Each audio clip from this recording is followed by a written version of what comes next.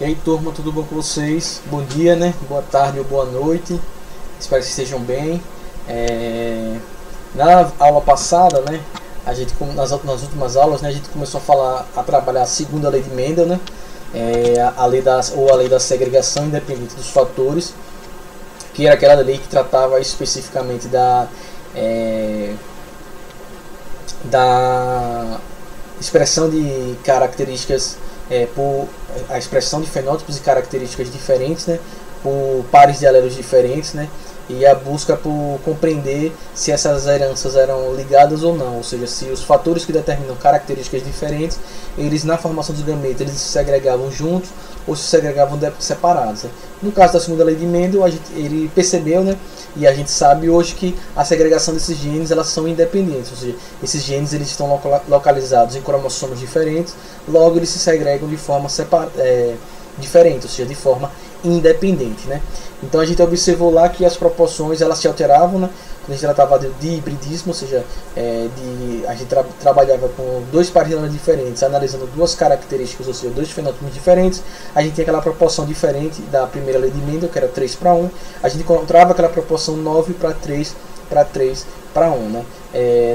Com expressões, com combinações dessas expressões de fenótipos diferentes em proporções diferentes, né? Então a gente observou lá os casos de hibridismo, tri-hibridismo,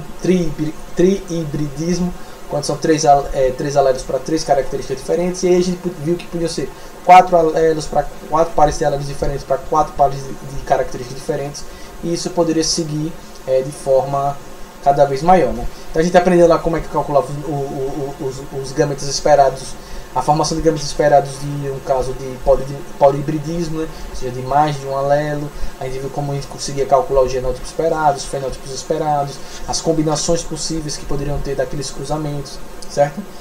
Mostrei um pouquinho das dicas que vocês podem fazer para conseguir responder essas questões, né? Mostrei algumas questões lá resolvidas, né? A gente aplicando muita regra do I lá que a gente aprendeu lá na primeira videoaula, lá na probabilidade básica, né? Aplicada à genética, e vimos todos esses casinhos.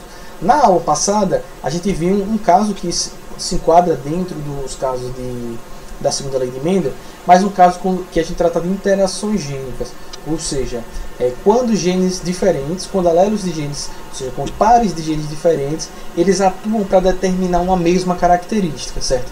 Então a gente viu lá no caso da plumagem do periquito e na crista dos galos, um caso a gente tinha alelos diferentes, ou seja, pares de alelos diferentes. A gente trabalhou lá com dois pares de alelos determinando uma mesma característica, certo?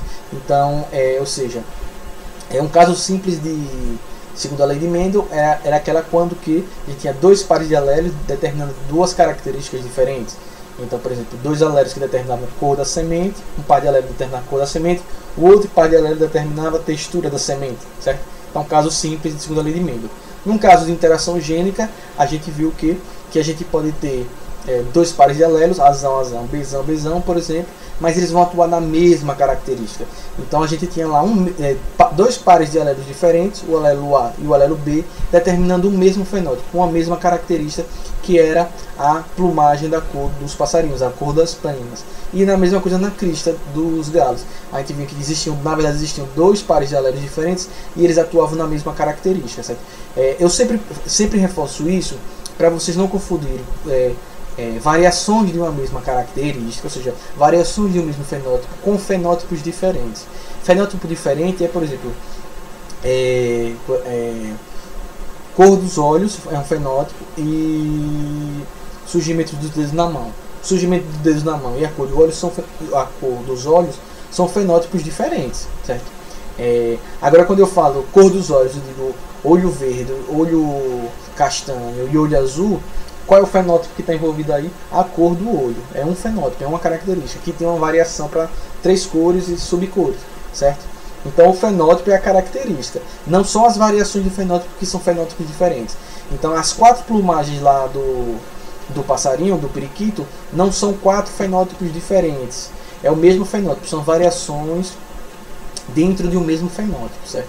Então o branco, qual é o fenótipo? Qual a característica? Cor da pena, certo? Então ele pode ter lá a variação do fenótipo, que a gente chama de fenótipo para não ficar falando sempre variação do fenótipo, mas tem o fenótipo é a cor, e as expressões que a gente vai ter lá, as expressões fenotípicas é branco, verde, amarelo e azul, certo? Então nesse caso aí, que a gente tem mais de um par de alelo, 2, 3, né? Como eu falei para vocês, no caso lá da mosca, existem mais de 100 genes, ou seja, 100 alelos gênicos para determinar o padrão de cor nos olhos da mosca drosófila. No caso aqui do periquito, a gente vai ter 2 pares diferentes determinando as cores deles, né? Esses alelos eles podem estar no mesmo cromossomo ou em cromossomos diferentes. No caso que a gente estudou na aula passada do periquito e a crista do galo, é um caso em que eles estão em cromossomos diferentes, certo? Então eles não são alelos ligados ao mesmo cromossomo, certo? Como eu falei, mais pra frente, depois que a gente vê os casos de interação gênica, a gente vai ver os casos de interação gênicas que a gente chama de linkage, né? ou da ligação gênica, né? Que são os casos de interação gênica em que os alelos eles estão ligados no mesmo cromossomo, certo?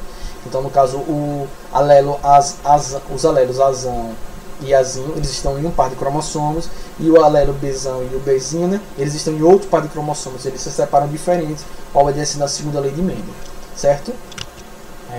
No caso dos passarinhos, quem estava estudando aí, da plumagem dos passarinhos e da crista dos galos, a gente tinha esses pares de alelos diferentes atuando para determinar padrões de cores diferentes nas penas deles, ou seja, eles interagiam junto para gerar padrões de cores diferentes, certo? Então esse caso ali é um caso simples de interação gênica. Agora existem alguns casos em que alelos diferentes, eles, para determinar uma característica uma mesma característica em um ser vivo, eles não atuam, a interação deles não é para produzir padrões diferentes. Na verdade existem casos em que a interação gênica ela funciona de modo que um gene ele atua na anulação da expressão do outro, certo? Ou seja, um gene ele anula a expressão do outro. Ou seja, um gene silencia o outro. Só que seria, se a gente pensasse assim, seria como no caso de dominante e recessivo. O alelo dominante ele silencia o recessivo. Ou seja, o recessivo ele não se expressa na presença do dominante. Só que nesse caso aqui a gente está falando sobre pares de alelos diferentes. Então aqui a gente tem pares de alelos que silenciam a expressão de outros pares de alelos. Estando esses alelos em cromossomos homólogos ou não, ou seja, eles estando no mesmo cromossomo ou não, certo? Esse caso onde a gente tem alelos que silenciam a expressão de outros alelos, certo? Não é dentro do mesmo par, ou seja, não é um dominante que silencia a expressão do recessivo, é um par separado, o azão, azão, o azinho, azinho, o azão, azinho, que silencia a expressão do alelo da característica do Bzão, Bzinho, Bzão, Bzão, Bzão, Bzão, Bzinho, Bzinho, Bzinho. Ou seja, é como se fosse um caso de dominância entre alelos diferentes, ou seja, alelos que impedem que o outro alelo funcione, certo? Esses casos aí, que a gente tem alelos que silenciam a expressão de outros alelos, ou seja, de alelos diferentes, não do mesmo alelo, a gente chama de epistasia, certo? Então a epistasia é quando um alelo silencia a expressão de outro alelo diferente, certo? Ou seja, de um par de alelo silencia a expressão de outro par de alelo. Então, azão, azão silencia a expressão de Bzão, Bzão. Por exemplo, o azinho, azinho silencia a expressão dos alelos B, ou os alelos B que silenciam a expressão do alelo A, certo? Os genes que silenciam, ou seja, a gente chama de genes epistáticos, ou seja, os genes epistáticos são os genes que silenciam a expressão de outro par de alelo. E o par de alelo que é silenciado, que não se expressa na presença do epistático, a gente chama de alelos hipostáticos. Então a epistasia é o caso em que um par de alelo inibe a expressão de outro par de alelo diferente. O par de alelo que inibe é o que a gente chama de alelos epistáticos ou genes epistáticos, e o que é inibido, ou seja, o que não consegue expressar sua característica na presença desse primeiro, a gente chama de genes hipostáticos, certo? Vamos ver um caso de epistasia na prática, na pelagem de alguns bichinhos. Antes da gente ver o caso aqui da pelagem, eu já esqueci de falar que o caso de epistasia ele pode ser os casos de epistasia eles podem ser caso de epistasia dominante e caso de epistasia recessivo, certo? Então, quando aqui é um caso de epistasia do tipo dominante, é quando o alelo epistático ele basta se apresentar em dose simples, certo? Para poder silenciar os genes hipostáticos. Eu quero dizer, se é um caso de epistasia dominante, basta, por exemplo, que um dos alelos apresente dose simples. Então, por exemplo, se for o caso de epistasia dominante, basta que ele tenha um dos genes dele, um do par de genes epistáticos, ele seja dominante. Ou seja, se for um caso de epistasia dominante, ele vai silenciar o outro alelo se ele for, por exemplo, azão-azinho ou azão-azão ou azinho-azão-azinho, certo? Então basta que apareça um dos genes epistáticos para que ele silencie o outro, ou seja, apareceu em um dos pares de alelos, apareceu um dos genes epistáticos e ele silenciou a expressão do outro, é um caso de dominante. Então azão-azão ou então se apareceu o alelo azão-azão ou alelo azão-azinho e o outro par de alelos foi silenciado, é um caso de epistasia dominante, certo? Porque só basta aparecer um alelo dominante no gene epistático, no gene que silencia. Então, no caso da epistasia dominante, o alelo epistático ele pode ser azão-azão, o par de alelo azão-azão ou azão-azinho, certo? Então, aparecer um dos alelos epistático, o outro já se silencia. Se no caso for um caso de epistasia recessiva, nesse caso a epistasia ela só vai atuar, o gene epistático ele só atua, ou seja, ele só silencia o outro alelo se ele aparecer em dose dupla. Então, no caso, ele tem que ser azinho-azinho, aí ele silencia o outro. Se ele for, por exemplo, azão-azinho, ele não vai silenciar o outro alelo. Então, nesse caso aí, se a epistasia ela só ocorrer se os dois alelos forem recessivos, ou seja, se tiver em homozigose, azinho-azinho, aí é um caso de epistasia recessiva. Então, a gente pode ter epistasia dominante e epistasia recessiva. A epistasia dominante é quando aparece apenas um dos alelos epistáticos dominante, ou seja, em dose simples. Pode ser homozigoto, azão-azão ou azão-azinho. Então, se o alelo epistático azão-azão ou azinho-azinho ou azão-azinho aparecer, o outro gene não vai se expressar, certo? Em um caso de epistasia recessiva, obrigatoriamente tem que ser homozigoto em dose dupla. Então tem que ser obrigatoriamente azinho-azinho, certo? Então ele só vai conseguir silenciar o outro alelo se ele tiver lá em homozigose, azinho-azinho. Se ele tiver azão-azinho, então ele não vai silenciar o outro alelo. Então é um caso de epistasia recessiva. Então a epistasia pode ser dominante ou recessiva, certo? Vamos ver aqui um exemplo aqui no cruzamento entre camundongos, né, e a produção dos seus respectivos alelos, certo? Então aqui no cruzamento de camundongos, a cor da pelagem dele, ele pode ter três tipos de cor de pelagem distintas, né? Ele pode ter a colagem, a coloração branca, né, que não tem a pigmentação, né? Ele pode ser preto ou ele pode ser agouti, né, eu chamo de marrom, mas tem muitos livros que chamam de cinza escuro. Para mim isso é marrom, certo? Então esse caso da coloração da pelagem dos camundongos é um caso de epistasia recessiva, certo? Ou seja, um desses alelos é epistático, o outro é hipostático. Como é que funciona isso aqui? Isso aqui é um caso de epistasia recessiva, certo? Então o que a gente tem aqui? A gente tem dois alelos. O alelo P, ele que determina a cor da pelagem, certo? Então quando o camundongo tem o alelo Pzão, ele vai determinar que a pontinha dos pelos dele sejam nesse douradinho aí que deixa eles nessa cor agouti, certo? E quando ele tem o alelo Pzinho, determina que ele não tem as pontinhas dos pelos dourados, e aí por isso ele fica preto. Então o alelo P dominante determina a cor agouti e o alelo Pzinho determina a cor preta, certo? Aí, mas por que tem camundongos brancos? Aí é um caso de epistasia recessiva, ou seja, o alelo A ele pode silenciar ou não a coloração da pelagem do coelhinho ou do camundongo. Nesse caso aí, como é um caso de herança recessiva, ele tem que ter o alelo azinho para silenciar a atuação do alelo P, certo? Então o azinho ele vai determinar o quê? Que a coloração, a presença do azinho ele vai impedir que seja produzido a pigmentação dele. Então ele vai nascer branco. Então veja aí, quando a gente pega então lembra, o alelo P que determina a cor e o alelo epistático A é o que vai silenciar, no caso aí, se ele for recessivo. Então veja lá, na geração P, vamos lá, tem lá o camundongo preto. Veja lá qual é o alelo que determina a cor, o alelo P. Então ele é Pzinho, nesse caso ele é preto, certo?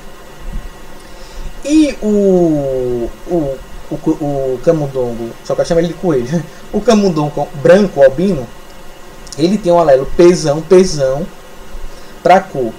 Ele deveria ser, em tese, já que ele tem um alelo Pzão, ele deveria ser que cor? Ele deveria ser aguti, que é o caso dominância aí. Alelo dominante determina a cor aguti e alelo recessivo determina a cor preta. Então, na geração P, o camundongo albino Pzão, ele em tese ele deveria ser aguti. Mas por que ele não é aguti? Porque ele tem um alelo azinho. E veja, nesse caso, como é um caso de epistasia recessiva, ele basta ele ter o azinho, ele impede a expressão do gene Pzão, certo? Então por isso que ele nasce albino. Então ao cruzar um camundongo preto, homozigoto, recessivo, Pzinho para a cor da pelagem, e azão para epistasia. Então por que o camundongo na geração P é preta? Porque ele tem aqui os alelos epistáticos dele aqui são dominantes. Como é um caso de expressão recessiva, ele só vai se expressar se for azinho, que é o caso do camundongo albino, certo? Então ele fez esse cruzamento aqui, e aí na geração F1 nasceu um camundongo aguti, né? Esse marronzinho. Por que ele nasceu marronzinho? Porque ele é duplo heterozigoto. Ele é azinho para o gene epistático. Então nesse caso aí, como ele nasceu com um alelo azinho, ele não vai silenciar a expressão, ele não vai inibir a expressão do alelo P, porque aí é um caso de epistasia recessiva, né? Ele teria que ser azinho, se ele fosse azinho, ele sairia branco, certo? Quando ele nasceu azinho, esse gene epistático ele não vai silenciar, não vai inibir a expressão do alelo P. Então quando ele nasceu Pzinho, então ele tem um dominante e um recessivo. Como ele é heterozigoto, nesse caso aí o alelo dominante determina com aguti, ele vai nascer aguti, certo? Aí eles foram lá e fizeram o autocruzamento ou o cruzamento entre indivíduos azinho, Pzinho, certo? Então entre agutis, heterozigotos. Aí o que foi que ele encontrou? Se eu descer aqui, qual foi a proporção genotípica que ele encontrou? A mesma proporção esperada por Mendel. Olha aqui lá no canto esquerdo, certo? 9 para 3 para 3 para 1, certo? Então aí é um caso que segundo a lei de Mendel, a proporção 9 para 3 para 3 para 1. O cruzamento entre duplo heterozigotos vai sempre gerar a proporção 9 para 3 para 3 para 1. Ou seja, a gente está levando o cruzamento entre dois alelos, certo? Diferentes. Essa é a proporção genotípica, ou seja, 9 com um dominante para cada um dos alelos, 3 com um azão e os dois recessivos Pzinho, 3 azinho, Pzão com Pzão e um azinho, Pzinho. Isso é a expressão genotípica, ou seja, a expressão genotípica esperada na segunda lei de Mendel. Agora deixa eu desaparecer aqui. Quando ele foi olhar a proporção fenotípica, foi diferente. Ele encontrou uma proporção fenotípica de 9 para 3 para 4.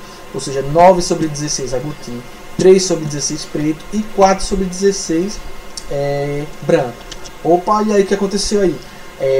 Ele alterou a expressão esperada no caso de interação gênica. No caso de interação gênica que a gente viu na aula passada, a proporção era o que? Dos periquitos, 9 de uma cor, 3 de outra, 3 de outra e 1 para outra. Aqui nesse caso, ele encontrou a proporção 9 para 3 para 4.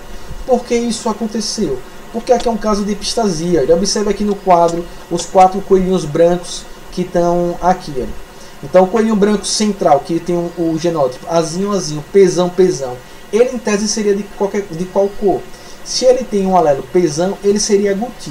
Por que ele não é aguti nesse caso? Porque ele tem o alelo epistático recessivo azinho. Então como ele tem um azinho, o azinho vai inibir a expressão do alelo P. Então por isso que ele nasce branco. Vamos para o outro caso ali do outro branquinho. Azinho, Pzão. O alelo Pzão determina o que? Cor aguti. Ele deveria ser aguti. Por que ele não é aguti? Porque o alelo azinho se expressou ali em dose dupla. E nesse caso é um caso de epistasia recessiva. Então o alelo azinho ele silenciou a expressão do alelo P, certo? A mesma coisa no outro caso. Azinho, Pzão, a mesma coisa. E no caso aqui também do Azinho, Azinho, Pzinho, Pzinho. Opa, Hilário. Pzão determina cor aguti, Pzinho determina cor preto. Porque ele não nasceu preto nesse caso, porque ele tem lá os dois alelos recessivos epistáticos, né? Azinho, Azinho. Então o alelo Azinho, Azinho, ele silenciou a expressão do alelo Pzinho, Pzinho. Então era para nascer um desses coelhinhos pretos, Pzinho, Pzinho, ou seja, era para nascer 4 coelhinhos pretos, porque esse aqui não nasceu preto porque o alelo foi silenciado pelo alelo epistático Azinho, Azinho, certo? Então esse caso aí é um caso de epistasia recessiva. Professor, mas qual é a natureza bioquímica disso? Ou seja, o que leva a isso acontecer? O que leva a epistasia a acontecer aquilo? Para produzir a coloração da pelagem desses bichinhos, a gente precisa que 2 precursores sejam ativados, certo? Então, para que o alelo P ele se expresse, ele precisa que o precursor 2 seja ativado, certo? E para que esse precursor 2 seja ativado, ele precisa que um precursor anterior, né, o precursor 1, ele seja ativado, né? Quem ativa o precursor que vai ativar, quem ativa o precursor que vai ativar o precursor que vai ativar a cor da pelagem é o alelo A, certo? Então você tem, para a produção da cor, você precisa que um alelo ele ative um precursor. Então você tem um precursor que vai, um alelo ele vai determinar, então o alelo A ele vai determinar, ou seja, o primeiro gene ele vai determinar a produção de uma enzima, certo? Ou seja, ele determina a ativação do enzima que vai atingir o precursor. Essa enzima, quando atinge esse precursor, ela vai fazer com que esse precursor 2 ele seja ativado. Ele só vai ser ativado, esse precursor 2, a partir do gene P, né? Então, vamos lá para ficar mais simples, certo? Então a gente tem lá 2 pares de genes, né? Os genes do alelo A, Azão, Azão, o Azinho, Azinho, né? Os alelos A, Azão e Azinho, e tem o gene 2 que vai ter lá o alelo Pzão ou o alelo Pzinho, certo? O gene Azão vai ser responsável pela produção e ativação da enzima 1. Então, se você tem um gene Azão, ele determina que a enzima 1 se ative, certo? Essa enzima 1, quando ela é ativada, ela age sobre o precursor 1. Esse precursor 1 ele vai desenvolver o precursor 2. Esse precursor 2 ele só vai ser ativado se o alelo Pzão ativar a enzima 2. Então essa enzima 2 ativa o precursor 2, que vai dar a coloração lá aguti marrom lá na pontinha dos pelos, certo? Então o que acontece? Quando o indivíduo tem um gene nos seus alelos, ele tem um dos alelos azão, ou ele é azão, azão, ou ele é azão, azinho, o que é que esse alelo azão vai fazer? Ele vai fazer com que a enzima 1 seja ativada. Então, quando a enzima 1 é ativada, ela catalisa o precursor 1. Aí o precursor 1 ele forma o precursor 2, certo? Quando o indivíduo ele tem lá o alelo Pzão, ou seja, ele é Pzão, Pzão ou Pzão, Pzinho, ele vai ativar o funcionamento da enzima 2. Então a enzima 2 ela metaboliza, ou seja, ela vai atuar sobre o precursor 2, que vai gerar a coloração da pelagem aguti, certo? Então quando o indivíduo tem pelo menos um alelo azão, ele ativa a enzima 1, que ativa o precursor 1, que ativa o precursor 2. O precursor 2, que forma o precursor 2. O precursor 2 ele vai ser ativado se ele tiver também um alelo Pzão, pelo menos um alelo Pzão. Porque esse alelo Pzão, ele ativa a enzima 2, que vai agir sobre o precursor 2 e vai produzir a coloração da pelagem aguti. Confuso, né? Mas é isso mesmo. Quando ele tem um alelo azão, o que eu falei? O alelo azão ativa a enzima 1. Então a enzima 1 age sobre o precursor 1, que vai originar o precursor 2. Só que no caso aqui, desse segundo ratinho preto, ele tem um alelo Pzinho. Então o alelo Pzinho, ele não ativa a enzima 2, ou seja, ele mantém a enzima 2 inativa. Para a coloração aguti aparecer, você precisa fazer com que a enzima 2 atue sobre o precursor 2. Como ele tem um alelo Pzinho, ele não ativa a enzima 2, ou seja, a enzima 2 fica inativa. Então mesmo que o azão anterior ele tenha ativado o precursor, ativado a enzima 1, que agiu sobre o precursor 1 e produziu o precursor 2, esse camundongo ele vai ser da coloração preta. Por quê? Porque o alelo P ele não ativa a enzima 2. Então se ele não ativa a enzima 2 não atua sobre o precursor 2, que nesse caso não vai dar coloração marrom aos pelos, certo? Então ele vai nascer preto. Beleza? E no caso do gatinho, só quero falar todos os bichos menos o camundongo. E o camundongo branco. No caso do camundongo branco, quando ele tem um alelo azinho, ele é azinho, o que acontece? Ele não ativa a enzima 1.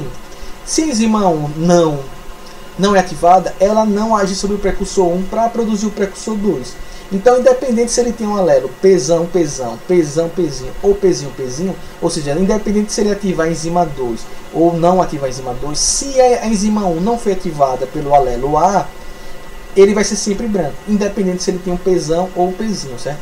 Então, a expressão do alelo P, ele é dependente da expressão do alelo A. Então, o alelo P, a expressão gênica do alelo P só vai aparecer se o alelo A se expressar.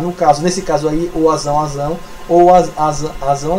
Como o azinho ele impede a expressão do alelo, ou seja, ele não ativa a enzima, pouco importa se o camundongo ele vai ser Pzão, Pzinho ou Pzinho. Ele vai ser branco porque a enzima não foi ativada pelo primeiro alelo. Então aí está a natureza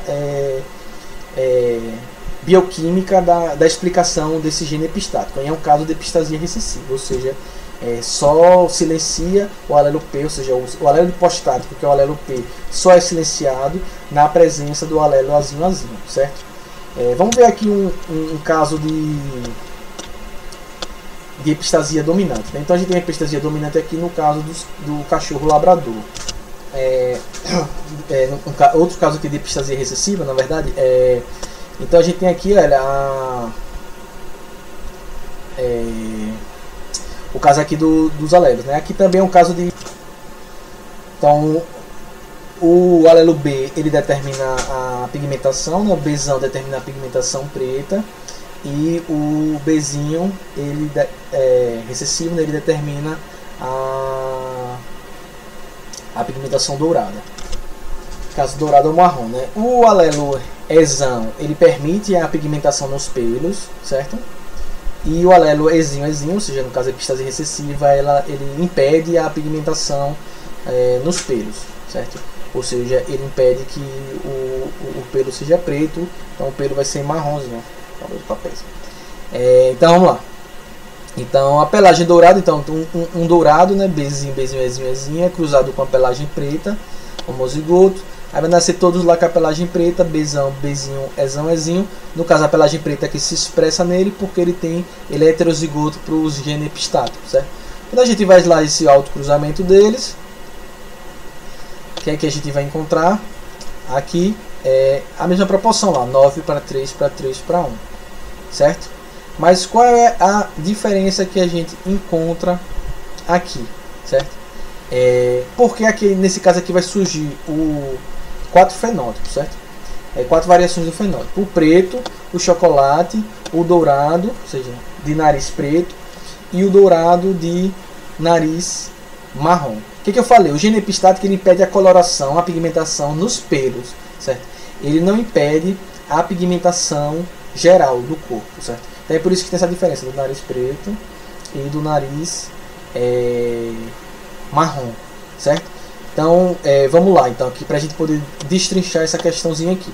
Então, vai nascer dourado quando ele tiver a pelagem dourada, quando ele tiver o genótipo Ezinho. Então, nesse caso, quando ele tem o genótipo Ezinho, ele nasce da coloração dourada, né? E ele nasce preto, porque o alelo Ezinho ele silencia, né?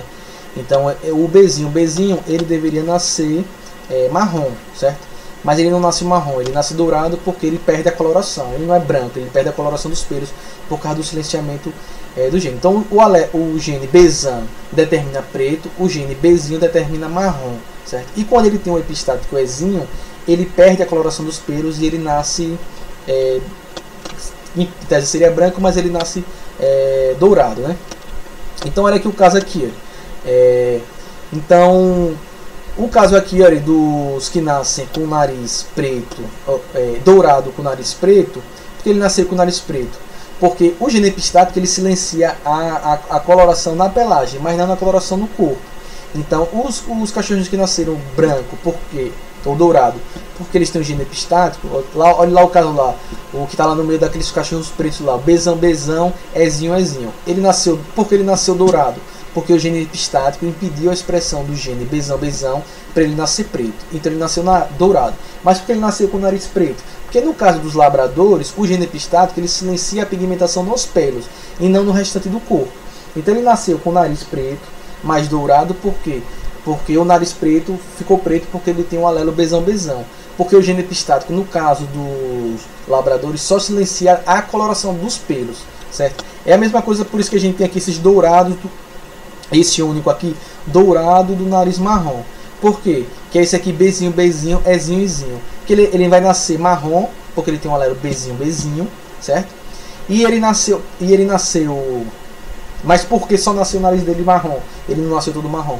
Porque ele tem ezinho, ezinho. O gene epistático ezinho, ezinho silenciou a expressão do fenótipo marrom, que seria bezinho, bezinho. Mas, mais uma vez, como esse gene epistático ele só atua pelo pelo, ele foi com o nariz marrom e com o pelo dourado, certo? Aqui é um casozinho mais complexo de epistasia. É um caso de epistasia recessiva, como o anterior. Só que a diferença é que, nesse caso, a epistasia... O alelo bezão ele determinaria a cor dos lábios e do nariz e dos pelos. Só que o gene epistático ele só atua só sobre os pelos, né? Então é por isso que a gente tem o preto, né? Todo preto, nariz preto, lábio preto, pelo preto. O chocolate, que é o nariz marrom, os lábios marrons e a pelagem marrom. E a gente vai ter o dourado com o nariz e os lábios pretos e o dourado com o nariz marrom e a boca marrom, porque como o epistático só atua sobre o pelo, o gene bezão ele vai continuar expressando suas características. Então, os cachorros que são dourados com o nariz preto é porque tem um alelo bezão. E o cachorro que nasceu dourado com o nariz preto, ou com o nariz marrom, é porque ele tem o alelo bezinho, certo? Então, nesse caso aí, no outro caso, o gene epistático ele silenciava de forma geral a pelagem, né? Nesse caso aí, ele só atua na pelagem, e o gene bezão ele também dá cor ao nariz e ao lábio. É outra confusão aí, mas é um caso de epistasia normal. Outro caso que a gente tem aqui é o da epistasia dominante. Então, nesse caso aqui, a gente tem um alelo que silencia o outro em doses simples, ou seja, basta aparecer um dos genes, um dos alelos que vai silenciar a expressão desse genótipo. Então, nesse caso aqui, é um caso de epistasia dominante, né? Então, o alelo C determina a cor da plumagem, certo? Então, quando ele apresenta o alelo Czão, a galinha é colorida, e quando apresenta o alelo Czinho, a galinha é branca, certo? E o par de alelos I, Izão e Izinho, eles atuam juntos, só que em epistasia. Então significa dizer o que? Esse é um caso de epistasia dominante. Se tiver a presença do alelo Izão, o alelo C ele não consegue se expressar, né? Então, na presença do alelo Izão, mesmo que você tenha um alelo Czão, ou Czão, ou Czão, Czinho, a galinha não vai ser colorida, ou seja, ele impede a coloração, né? Então, no caso, a galinha fica branca, né? Então, no caso aqui na geração P, de um cruzamento de uma galinha de plumagem colorida, Czão, Izinho, Izinho, ou seja, tem um Izinho, se ela é Izinho, Izinho, ela vai conseguir expressar a cor, né? E de uma galinha da plumagem branca, Czinho, Czinho, ou seja, ela já determinava a cor branca, mas mesmo assim ela tem os dois alelos Izão e Izão, certo? Então, no caso, ela tem justamente, para vocês verem melhor, o alelo Izão e Izão, certo? Então, acontece o quê? Que na geração F1 a galinha nasce de plumagem branca, mas ela deveria nascer com a plumagem colorida, porque ela tem um Czão, tá vendo? Ela é Czão, Czinho, ou seja, ela deveria nascer colorida. Por que ela não nasce colorida? Porque ela tem um gene epistático Izão e Izinho. Como é um caso de dominância, um caso de gene epistático dominante, basta aparecer um Izão para ele silenciar a expressão do outro genótipo. Então ela nasce branca porque ela não nasce branca porque ela não tem o genótipo para ser branca. Ela tem o genótipo para ser colorida. Mas ela não é colorida porque o gene Czão é silenciado pelo gene epistático Izão e Izinho. Como é um caso de epistasia dominante, basta aparecer um Izinho, ou basta aparecer um Izão para que a expressão, a característica não se expresse. Então, fazendo o cruzamento da galinha Czão, Czinho, Izão, Izinho com ela mesma, ou seja, com um outro indivíduo do seu genótipo, a gente vai encontrar uma proporção, a proporção genotípica é a mesma, 9 para 3 para 3 para 1. Só que quando você vai olhar para os fenótipos, olha para os fenótipos é 13 para 3, ou seja, 13 brancas para 3 coloridas, certo? Então veja lá, que tem várias galinhas lá. A primeira galinha, sesão, sesão, isão, isão. Ela deveria ser colorida, mas ela não é, porque é um caso de epistasia dominante. Então o alelo isão, isão, silencia a expressão sesão, sesão. A outra galinha, sesão, sesinho, isão, isão. Ela deveria ser colorida porque ela tem um alelo de sesão, mas ela não é, porque ela é silenciada pelo alelo isão, isão. Então veja que no caso de epistasia dominante, a proporção fenotípica esperada é completamente outra. No caso de interação gênica normal, simples, né, a gente tem a mesma proporção, 9 para 3 para 3 para 1. Quando a gente tem epistasia dominante, a proporção muda para 13 para 3. Ou seja, a gente tem 13 de um e 3 do outro. Se a gente voltar, aqui no caso aqui do passarinho, tá vendo? A proporção aqui é 9 para 3 para 3 para 1. Quando é o caso de epistasia, ele altera a proporção fenotípica porque existem alelos que estão aí interagindo que vão silenciar os outros. Então, no caso aqui, professor, como é que você já suspeita logo que é um caso de epistasia? Quando você altera a proporção fenotípica esperada, ou seja, você esperava que fosse 9 para 3 para 3 para 1 e ela aparece com expressão fenotípica de 13 para 3. Aí você já sabe que é um caso de epistasia dominante. Se a gente volta aqui para o cachorro, olha, a proporção esperada, se falar só da pelagem, fica 9 para 3 para 4, né? Só da pelagem, dourado, ignorando o nariz. Vai ter o dourado do nariz preto e o dourado do nariz marrom. Então a proporção aqui muda para 9 para 4, 9 para 3 para 4, certo? Que nem é aqui a do coelhinho, 9 para 3 para 4 coelhinhos, certo? A proporção genotípica ela não muda, é a mesma, 9 para 3 para 3 para 1. Mas a expressão fenotípica aí sim muda. Então quando você tem uma expressão fenotípica de interação gênica entre alelos 9 para 3, 9, 3 para 4, você já suspeita ali que é um caso de epistasia recessiva. Quando você tem 13 para 3, epistasia dominante. Quando você tem a mesma expressão, 9 para 3 para 3 para 1, você já suspeita aí que não é um caso de epistasia. Então essas expressões fenotípicas esperadas, elas nos dão sinais de que caso a gente está tratando de interação gênica, certo? Depois que a gente vê todos os casos de interação gênica, eu vou mostrar para vocês um quadro nas próximas aulas. Aqui, essa encerra aqui. Vou mostrar um quadro que apresenta os casos, quais os fenótipos de cada um dos casos de interação gênica. Como faltam alguns casos, eu vou deixar isso por último, certo? Espero que vocês tenham entendido. Se vocês não entenderem, vocês ficaram com dúvida, são casos mais complexos mesmo, certo? Que exige que vocês tenham um conhecimento prévio de tudo antes. Mas se vocês tiverem alguma dúvida, me mande que eu tiro, certo? Então, fiquem bem, até a próxima aula.